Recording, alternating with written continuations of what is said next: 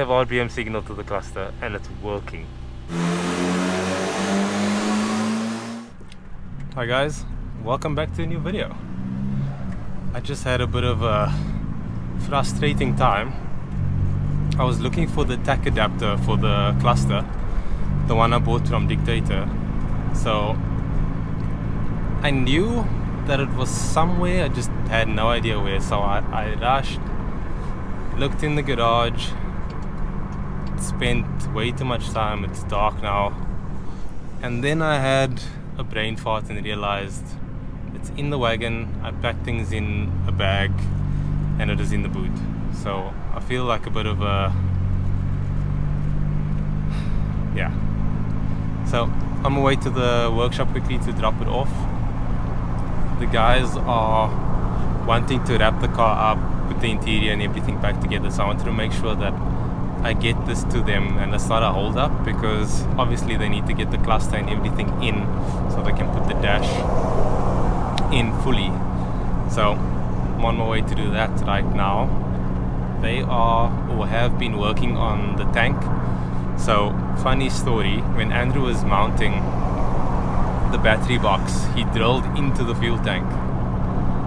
Yeah, so they pulled the tank off and they're going to fix that up. But yeah, that was quite funny. What a fail, but is what it is. So that should be sorted. Tank should be all fixed up and the car won't be smelling like fuel anymore. Guys, so this is an adapter for the ECU. So it basically gives us Bluetooth connectivity to the ECU. And so I'll be able to have a digital dash, which is epic. 1 second.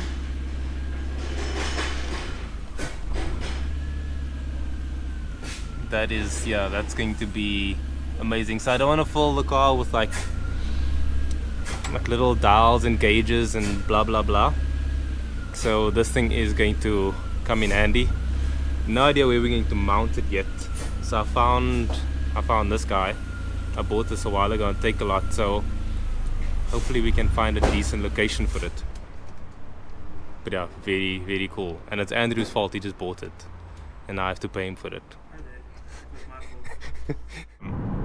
It's another day and I'm on my way to the workshop. It's early-ish, 8:30 on Saturday morning.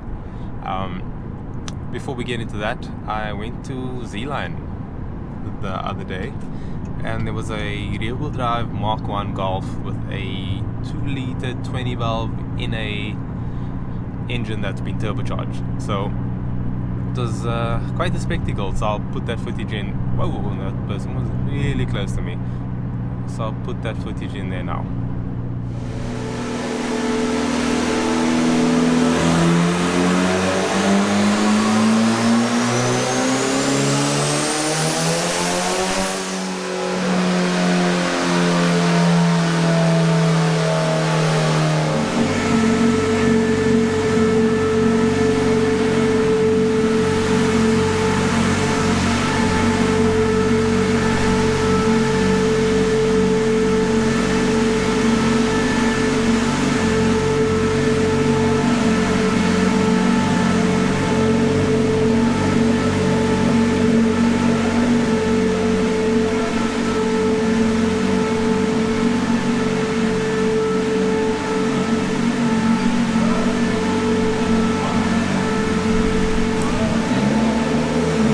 Thing is insane.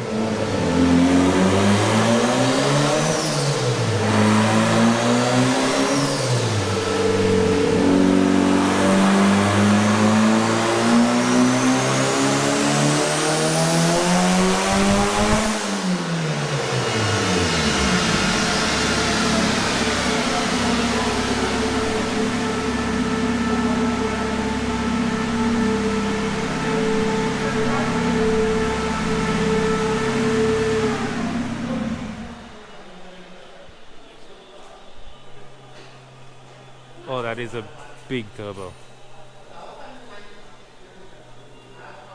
like a really big boy.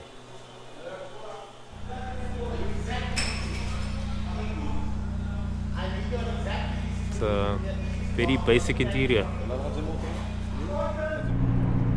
Yeah, so that's quite the car. It should be interesting to see what it runs at Killarney when it's out there. I think they were pushing to run today, so hopefully they'll have some of the live feed up and I can check it out. So what I'm doing now is I'm going through to the workshop because I have like the steering wheel, the gear knob, and like the little details like the 16 valve badge on the grille. I have that in the car with me, so I want to take that through, fit it to the car, because I might be taking the car home today. That's the goal, at least. It should be doable. I told Jamil, even if I just take it and bring it back for like little things, because the workshop's quite busy and it's one more car that's taking up space, you know, and it's been there for so long. I feel bad. So that's what I'm gonna do. I should get my bowl soon as well, so that should be fun. I was thinking of making a video about like the cost breakdown of what it costs to go 20 valve in a Mark II. It should be the same for Mark III and kind of different for Mark I, but similar mostly, just amounts. So if you want to see a video like that, comment down below and let me know, just so that I have an idea of people actually want to see it, and then I have to figure out how I'm going to do it, which I haven't given much thought to yet. But yeah, let me know down in the comments below. Let's go to the workshop. At the workshop, and quite a clean ABF motor over here, so it's got a bit of a oil leaking situation, but it still looks really good.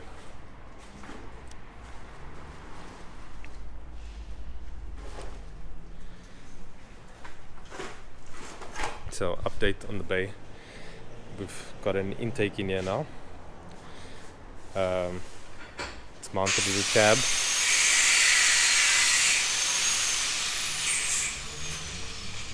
I don't know if I like that, but it's super functional, so it can make all the movements. And there's a little filter for now until we get a proper catch can. See, the downpipe is starting to change colors, which is quite cool. And there's a different water cap, and this cable tie is still here. The one if you watch the dyno video and I'm driving the car, you'll see this thing just flopping around.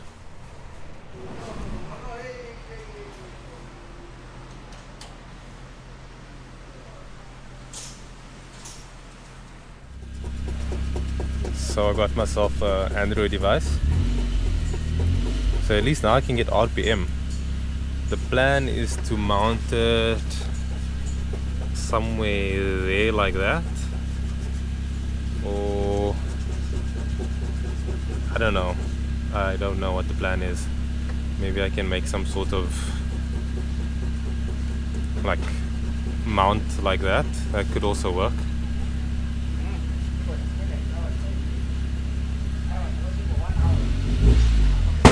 Ooh, my bad. So this is the current solution, and it was kind enough to bring this really solid mount, and I hope it can handle all the force when I come out to boost. But it's looking cool. Like I can tweak it and adjust it as I need. I think I just need to increase the size of, let me actually switch to that. If I increase the size of everything, then I should be able to see what's up.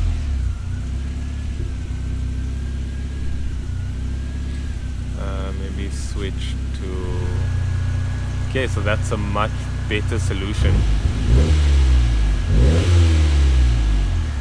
I just need to, I think, download a better version of this. I basically just want my RPM to be massive.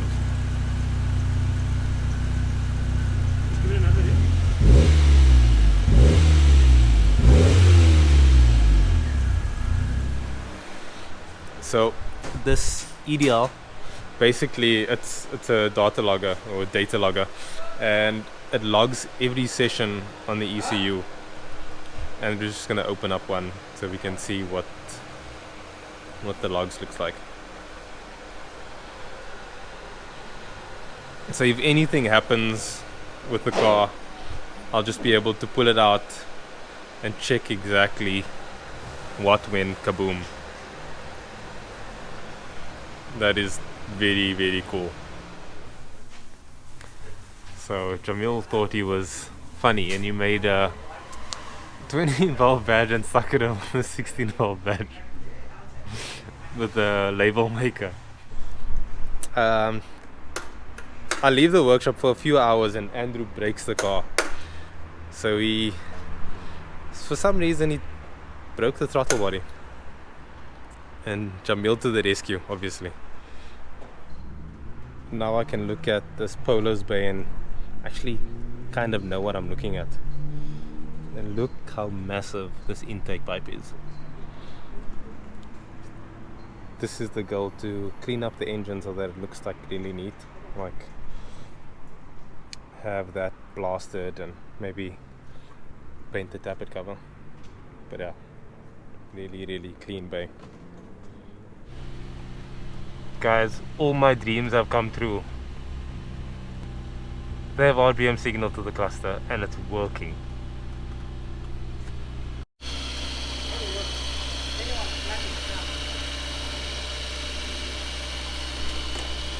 Throttle body is working again, doing a leak check. So I just spoke to the guys now. It was the dictator tack adapter that actually got the cluster working. So I'm glad I didn't waste my money. I thought it was a waste, I just had it laying around. But it converts the signal, and I think it's slightly off, but the ECU has settings. The ECU has settings that you can adjust to sort of try and get it like super accurate. So we'll use the signal coming out of the ECU and then try to like match it perfectly.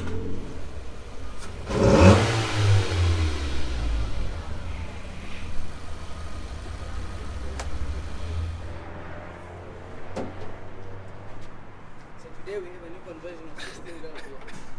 How do you like this one? Flip, this is so good. So the car is almost ready to leave.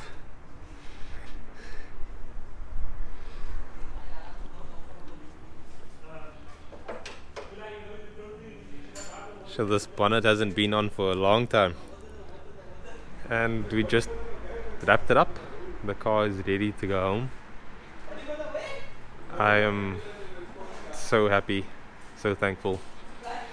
I think Jamil's going to take it for a last drive and just make sure that it's all good, because I mean they made a lot of adjustments today, like idling and all of those things, so just to make sure that it's all good.